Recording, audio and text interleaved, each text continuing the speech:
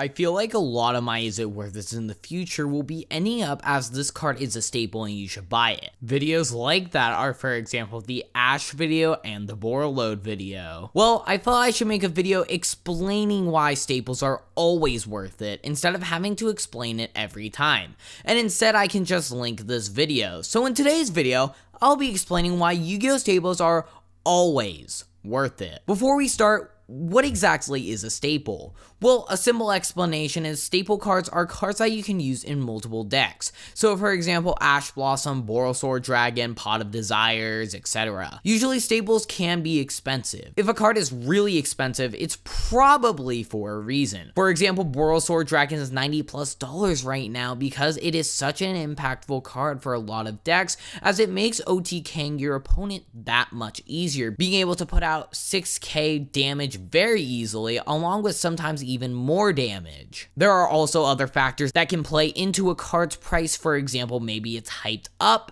or maybe it's just getting bought out, etc. Now with these crazy prices, I'm not gonna say crazy because they are their price for a reason. However, with this in mind, reprints come in to hopefully make the card noticeably cheaper. Reprints of popular / powerful cards / staples are bound to happen. So for example, if you decide a card is too expensive, you can technically have the option of saying, hey, I can wait for a reprint and buy it when it's cheaper. I'm gonna stop you right there and say there are a few significant issues with that idea. To start, usually reprints for staple cards can take around 9 months or longer.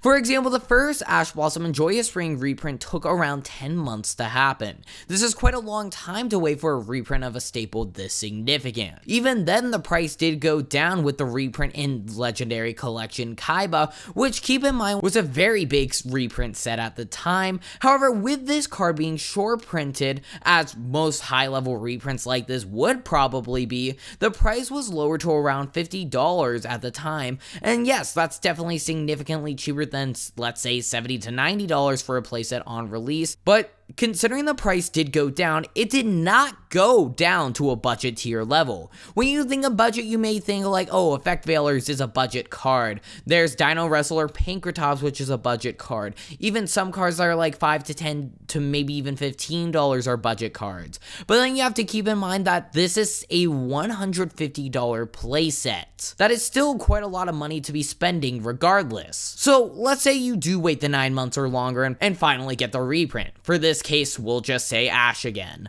That means you went 10 months in this case without using Ash, which made your deck not as good as it could have been. That's a significant amount of time to not play a staple like this. And as well, even though you're saving what, like $150 on waiting for this reprint, is it really worth saving the money over the amount of extra time you get to use the card? So for a second, just think about it logically. Again, using the Ash example, you have 10 extra months to use these Ash Blossoms. That is quite a significant amount of time to be using these Ash Blossoms in tournaments. With all this in mind, wouldn't you want to do better for the sake of the extra, I don't know, like $150 you're spending for the Ash Blossom playset? Not even $150 extra, probably for a playset of Ash on release, it was around $210. So you're still saving for a reprint $60, but that's waiting 10 months. But let me explain a bit further. This really is a question about whether you value the 10 months of play with this card more or the extra money.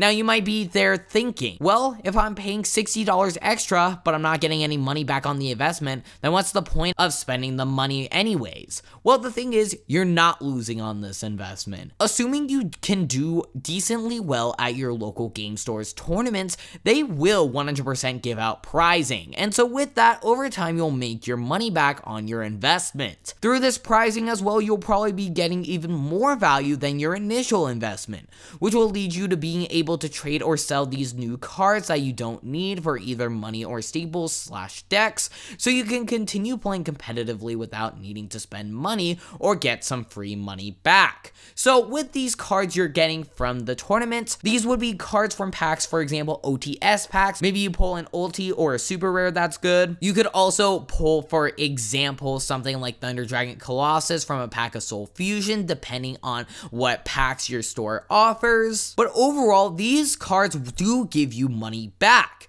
And the more tournaments you play, the more likely you're going to be pulling good cards like this and more value cards. If you get first place at a tournament and you are awarded 5 to 7 to maybe more packs of, let's say for example, Soul Fusion, each pack is an opportunity at pulling a good ultra rare, like for example Thunder Dragon Dark, or a secret rare, like for example Trap Trick, or again, Thunder Dragon Colossus. This is a cycle that can be repeated, where you invest in staples / decks with an initial investment, and eventually you'll make your money back through prizing by doing well, etc.